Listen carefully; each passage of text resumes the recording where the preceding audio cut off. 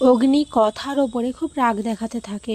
কথা বলে, পাচক মশাই আপনি আমার সাথে যে ব্যবহারটা করছেন আমার কিন্তু খুব কষ্ট হচ্ছে। আপনার কি মনে হয় আমি আপনার থেকে কেন লুকিয়ে গেছি? আপনি তো সমস্ত কিছুই জানেন।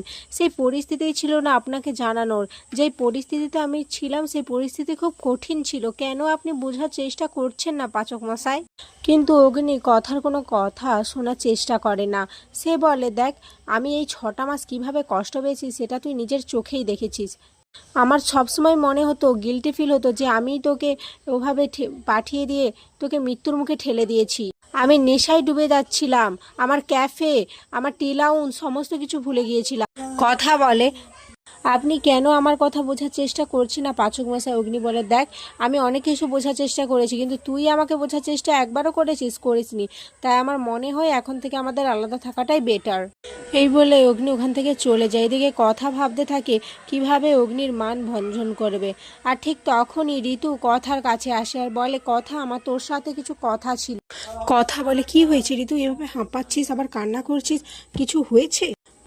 ঋতু বলে, অনেক কিছুই ঘটে গেছে কথা, যেগুলো আমরা চাইছি না। মা আমার বিয়ে ঠিক করেছে।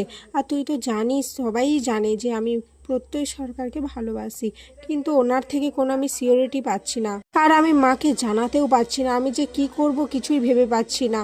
তুই প্লিজ আমাকে একটু সাহায্য কর কথা। তখনই জুনি আসে। জুনি বলে, সে কি করবি তাহলে? তোর মা যা ডেঞ্জারেস, তোর বিয়ে একবার যখন ঠিক করেছে বলেছে তাহলে করিয়েই ছাড়বে।